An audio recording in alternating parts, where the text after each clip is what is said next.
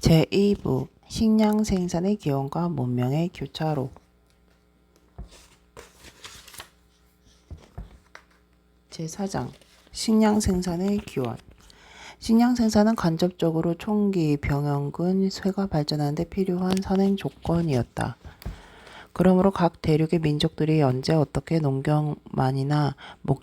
농경민이나 목축민이 되었는가 하는 시기와 지리적 차이는 그 이후 각 민족의 대조적인 운명을 결정한 주요 원인이었다. 식량 생산의 시작 시기와 지리적 변동 관계. 1956년에 나는 몬태나주에서 프레드 허시라는 나이 많은 농부의 농장에서 일하며 10대의 여름을 보냈다. 스위스에서 태어난 프레드는 역시 10대였던 1890년대에 몬테나 서남부로 왔다. 그는 그 지역에서 처음으로 농장을 일으킨 사람들 가운데 한 명이었다. 그가 도착할 당시만 하더라도 그곳에서 원래부터 수렵 채집민으로 살고 있던 아메리카 원주민들이 아직 많이 남아 있었다.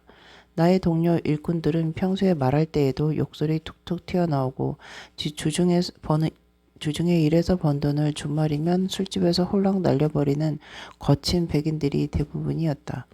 일꾼들 중에는 레비라는 블랙풋종 인디언도 있었는데 그의 행동은 상스러운 백인들과 전혀 달랐다.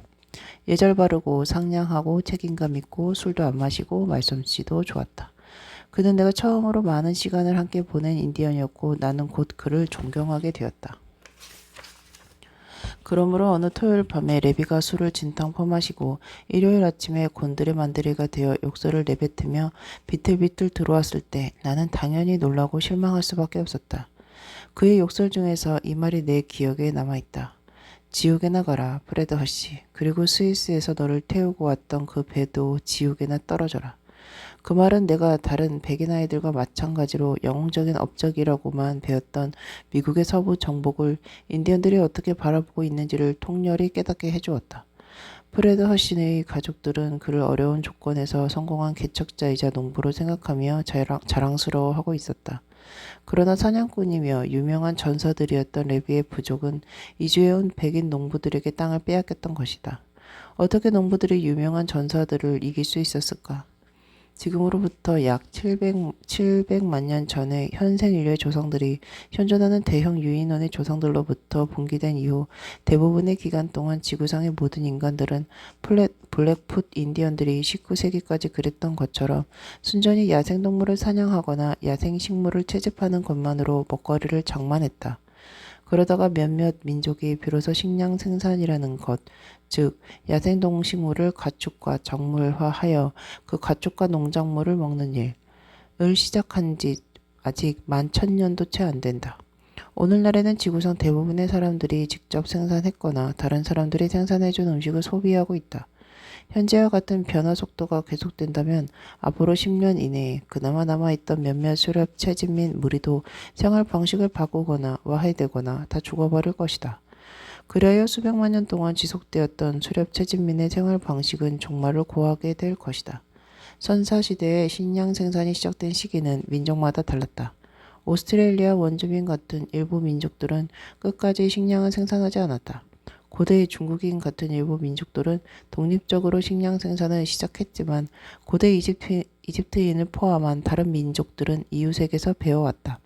식량 생산은 간접적으로 총기, 병영군, 쇠가 발전하는 데 필요한 선행 조건이었다. 그러므로 각 대륙의 민족들이 농경민이나 목축민이 되었느냐 말았느냐 또 되었다면 그 시기는 언제였는가 하는 지리적 변동은 그 이후 각 민족의 대조적인 운명을 설명해 주는 것이기도 하다. 정복과 식량 생산 사이의 주요 연관성. 앞으로 6장에 걸쳐 우리는 식량 생산에서 지리적 차이가 어떻게 나타났는지 살펴볼 것이다.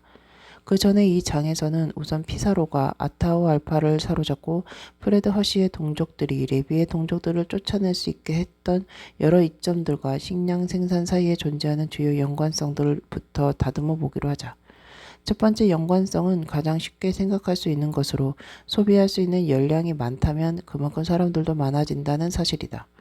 야생 동식물 중에서 인간이 먹을 수 있고 사냥 또는 채집할 만한 가치가 있는 종은 소수에 불과하다.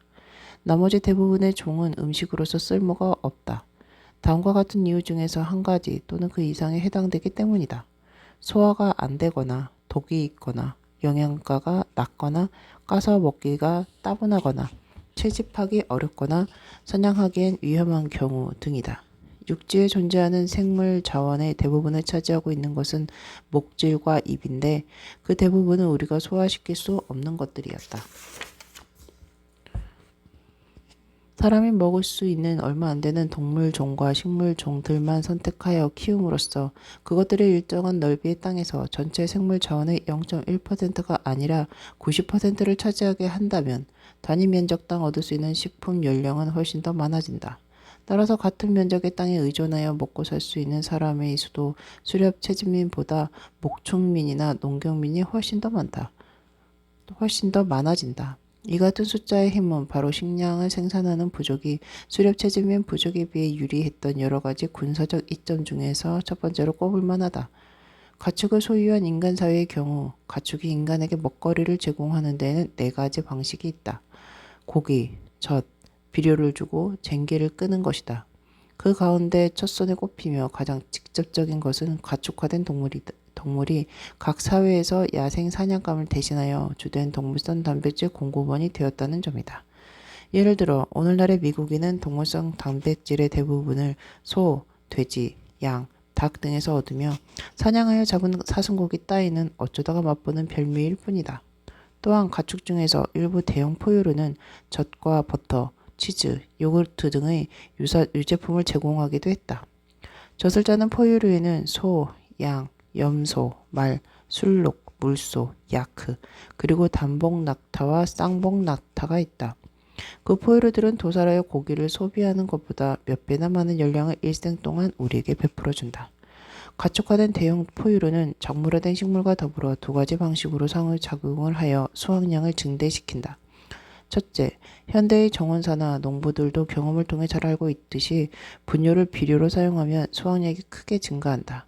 현대에는 화학공장에서 합성 비료를 만들지만 대부분의 사회에서는 아직도 동물의 분뇨가 농작물을 재배하는 비료의 주 원료로 사용된다. 전통사회에서 분뇨는 불을 피우기 위한 연료로도 귀중한 것이었다. 가축화된 포유류 중에서 가장 큰 종들이 쟁기를 끌어 종전에는 농경을 하기 어려웠던 땅을 경작할 수 있게 한 것도 작물화된 식물과의 상호작용이었다. 쟁기를 끄는 동물에는 소, 말, 물소, 발리소, 그리고 야크와 소의 잡종 등이 있었다. 그 동물들의 가치를 잘 보여주는 한 예가 있다. BC 5000년 직전에 발생했던 이른바 선현 토기 문화는 원래 땅을 파는 막대기 하나만 있어도 경작할 수 있을 만큼 흙이 무른 곳에 국한되어 있었다. 그러다가 1000년 이상의 시간이 흐른 후 소가 끄는 쟁기가 사용되기 시작하면서 비로소 농경민들은 흙이 단단하고 질긴 풀뿌리가 뒤엉켜 경작하기는 어렵지만 면적은 훨씬 더 넓은 지역에까지 경작지를 확대할 수 있었다. 마찬가지로 북아메리카 태평원의 남아메리카 원주민 농경민들도 각 유역에서는 일찍부터 농작물을 길렀지만 풀뿌리가 뒤엉킨 드넓은 산지에서는 19세기 유럽인들과 함께 동물이 끄는 쟁기가 도입된 뒤에야 비로소 농경이 시작되었다. 이상은 동식물의 가축과 작물화로 인하여 수렵채집 생활보다 더 많은 먹거리를 확보하게 됨으로써 인구가 조밀해지는 직접적인 효과들이다. 한편 그보다 간접적인 효과는 식량 생산을 위해 어쩔 수 없이 택해야 하는 정주행 생활의 영향들이다. 수렵채집민은 야생 먹거리를 찾아서 이동하는 경우가 많지만 농경민은 밭과 과수원 주변을 떠날 수 없다. 그리하여 일단 거처가 고정되면 그때부터는 산하 간격을 단축시킬 수 있기 때문에 인구 밀도가 높아진다. 정착 생활에 따른 가축화와 작물화의 이점과 그 영향. 수렵 채집민의 어머니가 야영지를 옮길 때는 몇 가지 소지품과 함께 단 한 명의 아이만은 옮길 수 있을 뿐이다. 그러므로 먼저 태어난 아이가 뒤처지지 않고 부족을 따라갈 수 있을 만큼 걸음이 빨라질 때까지는 다음 아이를 낳을 수 없는 것이다.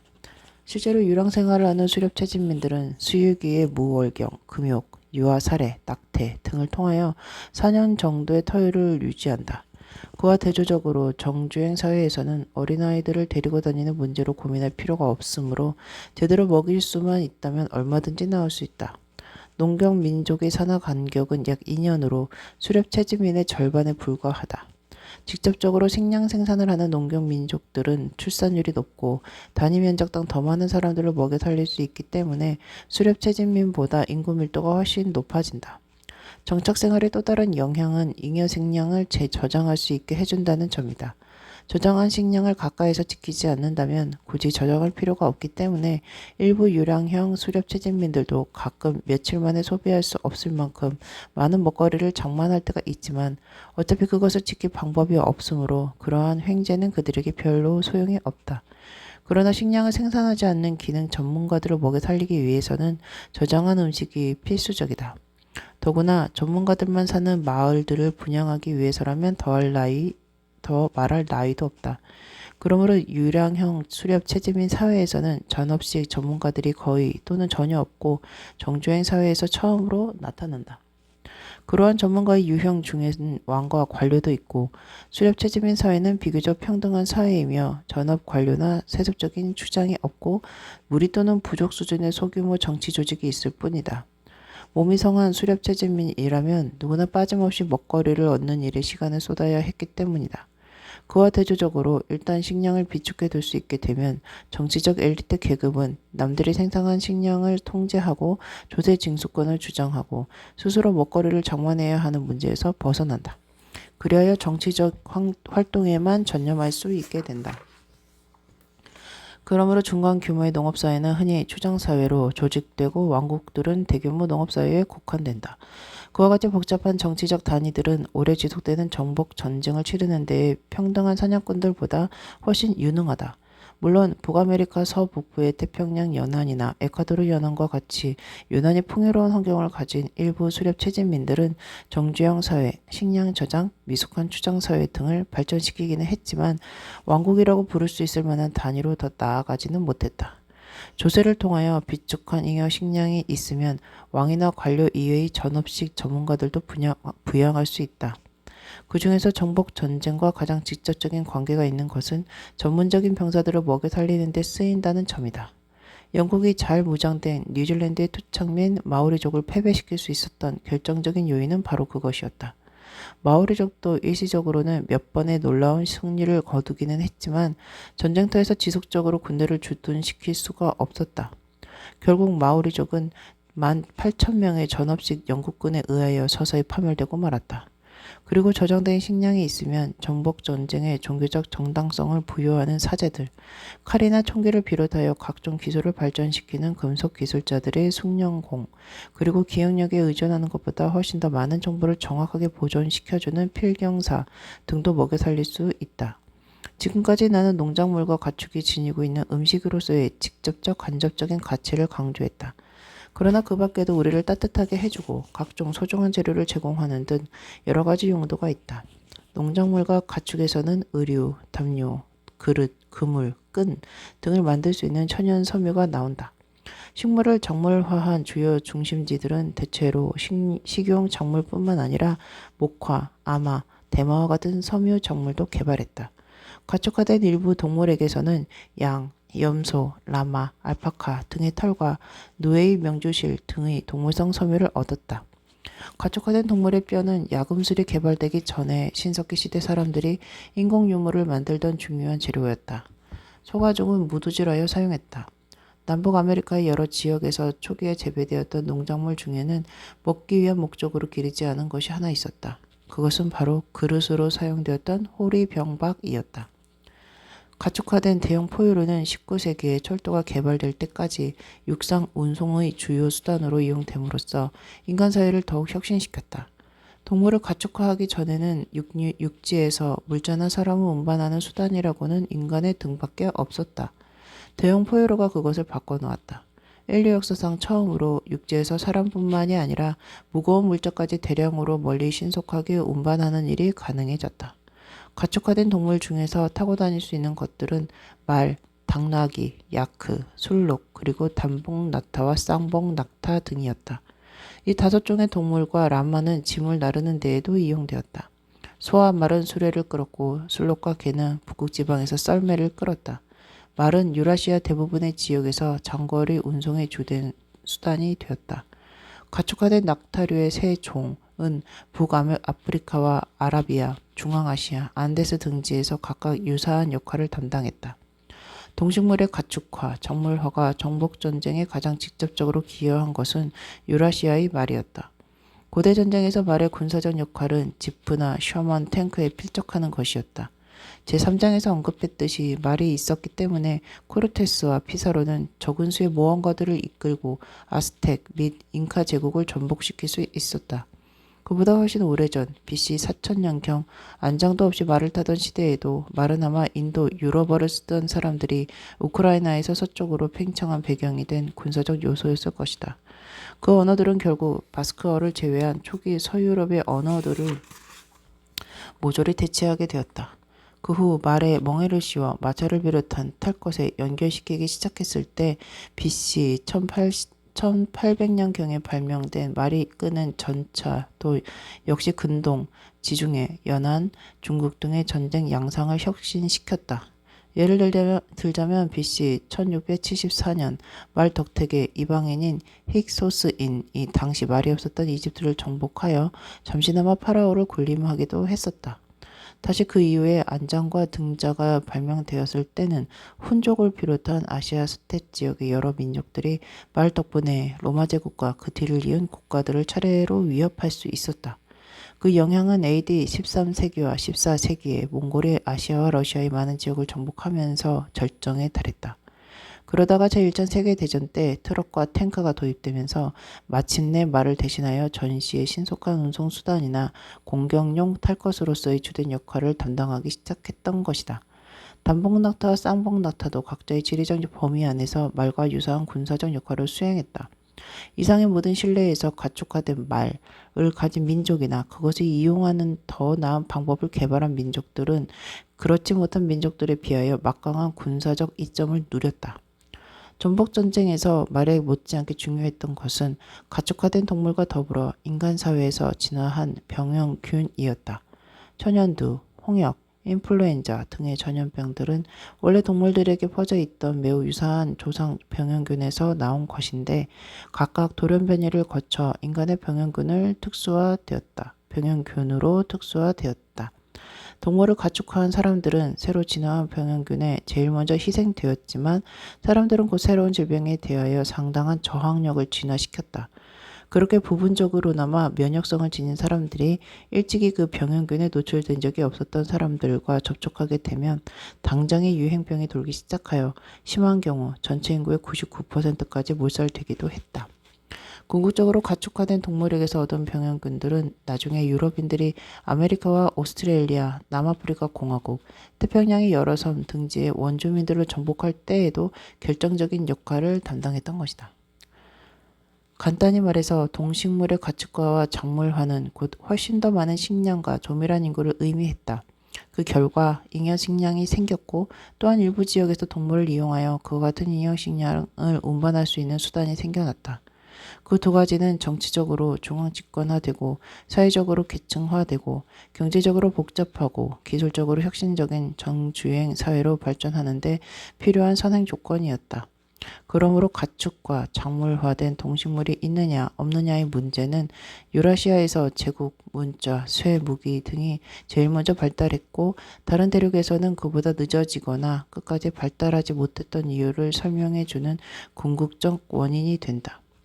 말과 낙타의 군사적 쓰임새와 동물에게서 얻는 병영균의 살상력을 마지막으로 우리가 앞으로 자세히 살펴보게 될 식량 생산과 정복 사이의 여러 연관성들이 모두 드러났다.